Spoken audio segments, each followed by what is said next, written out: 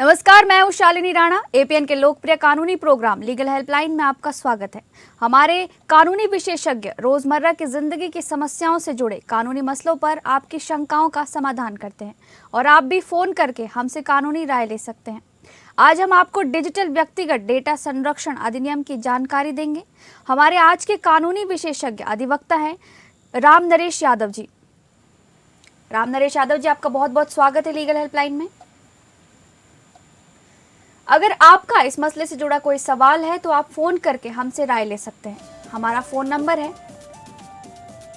0120612793 हमारा दूसरा phone number है 0120612793 आप इस नंबर पर फोन कर जानकारी ले सकते हैं।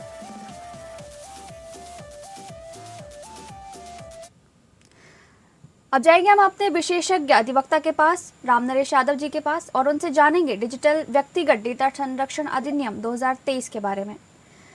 आपसे जानना चाहेंगे सर, डिजिटल व्यक्तिगत डेटा संरक्षण अधिनियम 2023 क्या है? शालिनी जी, डिजिटल व्यक्तिगत डेटा संरक्षण अधिनियम 2023 भारत का एक महत्वपूर्ण कानून है जिसका उद्देश्य डिजिटल माध्यमों से एकत्र किए गए व्यक्तिगत डेटा की सुरक्षा करना है।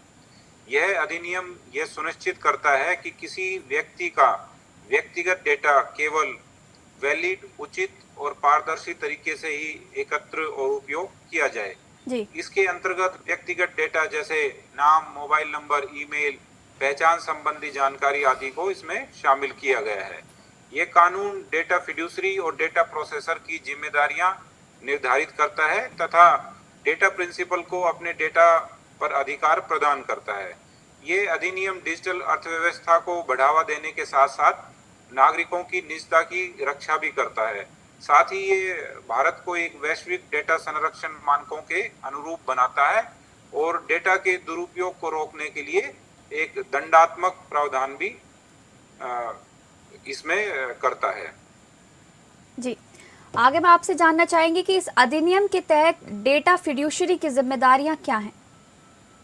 जी बिल्कुल, डिजिटल व्यक्तिगत डेटा संरक्षण अधिनियम 2023 के अंतर्गत डेटा फिड्यूसरी की कई महत्वपूर्ण जिम्मेदारियां निर्धारित की गई हैं। जी। डेटा फिड्यूसरी वह इकाई होती है जो व्यक्तिगत डेटा के संग्रह और उपयोग के उद्देश्य तय करती है। उन्हें यह सुनिश्चित करना होता है कि डेटा केवल वैलिड उद्देश्य के लिए ही एकत्र किया जाए और आवश्यक अवधि तक ही उसको रखा जाए। डेटा की सुरक्षा के उचित तकनीकी और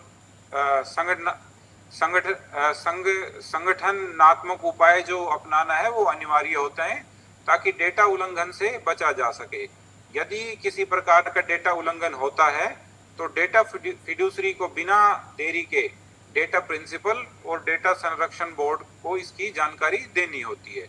इसके अलावा उन्हें डेटा प्रिंसिपल को उनके अधिकारों के प्रयोग में सहायता भी करनी होती है।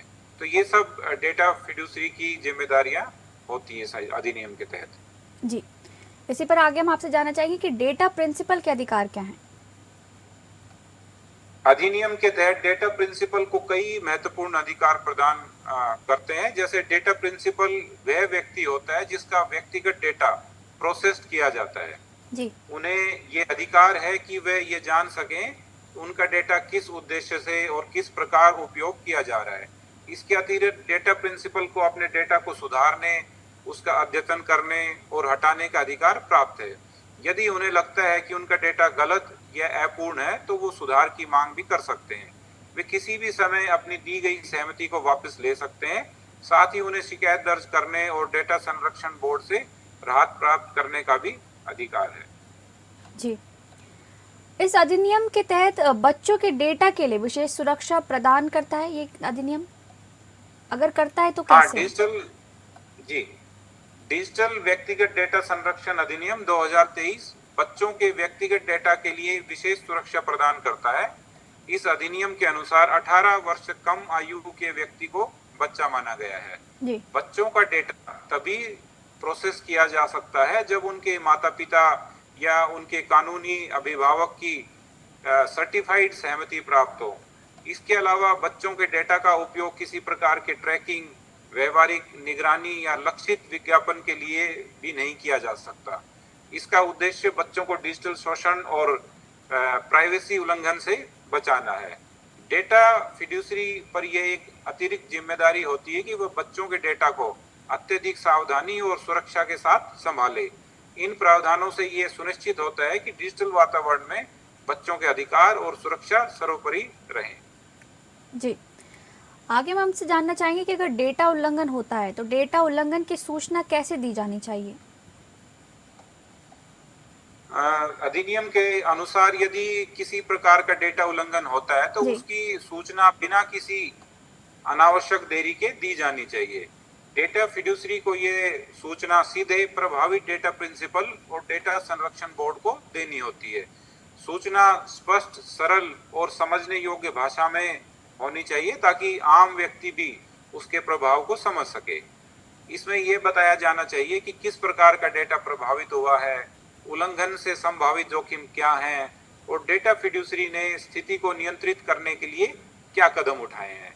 समय पर सूचना देने का उद्देश्य यह है कि डेटा प्रिंसिपल आवश्यक सावधानियां अपना सके और सूचना न देने या देरी करने पर डेटा फिड्यूसरी पर दंडात्मक कार्रवाई भी हो सकती है। ये अधिनियम में दिया गया है। जी, आगे हम आपसे जानना चाहेंगे कि अधिनियम के तहत जुर्माना क्या है, अगर मतलब इस पर जुर्माना लगता है तो? शालिनी जी, डिजिटल व्यक्तिगत डेटा संरक्षण अधिनियम 2023 के अंतर्गत जुर्माने का प्रावधान अत्यंत कठोर रखा गया है ताकि डेटा फिड्यूसरी कानून का पालन करे। जी। यदि कोई डेटा फिड्यूसरी डेटा सुरक्षा उपायों को अपनाने में विफल रहता है या अधिनियम के प्रावधानों का उल्लंघन करता है तो उस पर भारी आर्थिक दंड लगाया जा सकता है। गंभीर मामलों में ये जुर्माना 250 करोड़ तक भी हो सकता है। जुर्माने की राशि उल्लंघन की प्रकृति, उसकी गंभीरता और उससे हुए नुकसान के आधार पर तय की जाती है। इसके उद्देश्य केवल दंड देना नहीं बल्कि डेटा संरक्षण के प्रति एक जवाबदेही सुनिश्चित करना है। ये प्रावधान डेटा फिड्यूसरी को अधिक सतर्क और जिम्मेदार बनाने के लिए प्रेरित करते हैं और नागरिकों के डेटा की सुरक्षा को मजबूत करते हैं। तो अधिनियम में जो 250 करोड़ तक का जो जुर्माना है ये सुनिश्चित करता है कि डेटा को प्रोटेक्ट किया जाए और किसी भी प्रिंसिपल की यानी जिनका डेटा प्रोसेस किया जाता है उसका उल्लंघन ना किया जाए। जी, आगे हम आपसे जानना चाहेंगे कि डेटा फिड्यूसरी को क्या करना होगा कि ताकि वे डेटा प्रिंसिपल की सहमति प्राप्त कर सकें? डेटा फिड्यूसरी को डेटा प्रिंसिपल से सहमति प्राप्त करने के लिए स्पष्ट, स्वतंत्र और सूचित सहमति की प्रक्रिया अपनानी होती है। सहमति सरल भाषा में होनी चाहिए ताकि डेटा प्रिंसिपल ये समझ सके कि उसका डेटा किस उद्देश्य से उपयोग किया जाएगा। सहमति किसी प्रकार के दबाव, भ्रम या शर्तों से मुक्त होनी चाहिए। डेटा फिड्यूसरी को यह भी बताना होता है कि डेटा कितने समय तक रखा जाएगा और डेटा प्रिंसिपल और अपने अधिकारों का प्रयोग कैसे कर सकता है। सहमति लेने की प्रक्रिया पारदर्शी होनी चाहिए और डिजिटल माध्यमों से आसानी से उपलब्ध हो सके, इस तरह की होनी चाहिए। इसके अलावा डेटा प्रिंसिपल को यह सुविधा भी मिलनी चाहिए कि वह किसी भी समय अपनी सहमति वापस ले सके, यानी अपनी सहमति को विड्रॉ कर सके।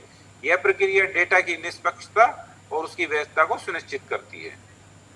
जी सर, कि डेटा संरक्षण बोर्ड की भूमिका क्या है?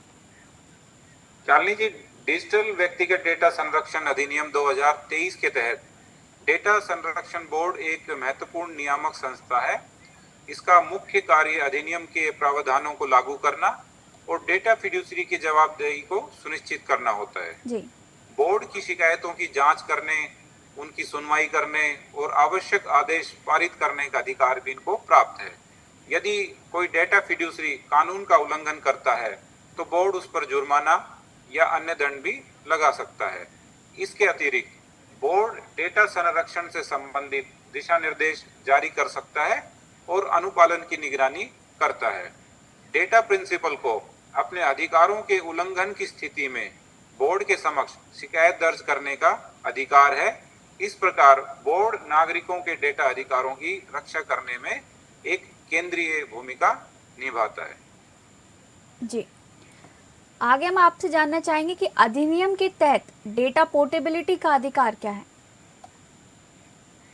अधिनियम के तहत डेटा प्रिंसिपल को डेटा पोर्टेबिलिटी का अधिकार प्रदान किया गया है। इसका अर्थ है कि व्यक्ति अपने व्यक्तिगत डेटा को एक सेवा प्रदाता से दूसरे सेवा प्रदाता को स्थानांतरित कर सकता है। यानी कि किसी व्यक्ति का डेटा किसी एक सर्विस प्रोवाइडर के पास है और वो किसी दूसरे सर्विस प्रोवाइडर को अगर उसको ट्रांसफर करना चाहे तो वो कर सकता है। डेटा पोर्टेबिलिटी इसी को बोलते हैं। यह अधिकार डिजिटल प्रतिस्पर्धा और उपभोक्ता विकल्प को बढ़ावा देता है। उदाहरण के लिए यदि कोई व्यक्ति किसी एक डिजिटल प्लेटफॉर्म की सेवाएं छोड़कर दूसरी सेवा लेना चाहता है तो वह अपना डेटा आसानी से ट्रांसफर कर सकता है। इससे जो उपयोग करता है किसी एक प्लेटफॉर्म पर निर्भर नहीं रहता। ये अधिकार तभी लागू होता है जब डेटा डिजिटल रूप में उपलब्ध हो और तकनीकी रूप से ट्रांसफर संभव हो। ये प्रावधान जो कंज्यूमर्स को अधिक कंट्रोल और इंडिपेंडेंस प्रदान करता है, यानी कि उनको अधिक नियंत्रण और स्वतंत्रता प्रदान करता है। जी। आगे हम आपसे जानना चाहेंगे कि क्या अधिनियम डेटा प्रिंसिपल को अपने डेटा को सुधारने का अधिकार देता है? हाँ शालिनी जी, बिल्कुल। डिजिटल व्यक्तिगत डेटा संरक्षण अधिनियम 2023 डेटा प्रिंसिपल को अपने व्यक्तिगत डेटा को सुधारने और अद्यतन करने का अधिकार देता है। यदि किसी व्यक्ति को यह लगता है कि उसका डेटा गलत, अधूरा या पुराना है तो वह डेटा फिड्यूसरी से सुधार की मांग कर सकता है। डेटा फिड्यूसरी की यह जिम्मेदारी होती है कि वह उचित समय के भीतर डेटा को सही करे। यह अधिकार इसलिए महत्वपूर्ण है क्योंकि गलत डेटा व्यक्ति को नुकसान पहुंचा सकता है, जैसे गलत पहचान या किसी सर्विस में एक रुकावट डालना। इस तरह से डेटा सुधार का अधिकार डेटा की सटीकता और विश्वसनीयता को सुनिश्चित करता है। इससे यह भी सुनिश्चित होता है कि निर्णय निर्माण के सही और अद्यतन जानकारी का उपयोग किया जाए। तो डिजिटल जो ये अधिनियम है ये डेटा प्रिंसिपल को अपने व्यक्तिगत डेटा को सुधारने और अद्यतन करने का पूरा अधिकार देता है। जी। आगे हम आपसे जानना चाहेंगे कि डेटा फिड्यूशरी को डेटा प्रिंसिपल की सहमति कब प्राप्त करनी चाहिए? शालिनी जी, डिजिटल व्यक्तिगत डेटा संरक्षण अधिनियम 2023 के अनुसार डेटा फिड्यूसरी को व्यक्तिगत डेटा के संग्रह या उसका प्रसंस्करण से पहले ही डेटा प्रिंसिपल की सहमति प्राप्त करनी चाहिए।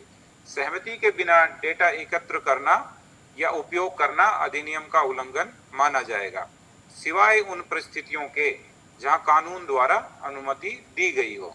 सहमति उस उद्देश्य से जुड़ी होनी चाहिए जिसके लिए डेटा लिया जा रहा है।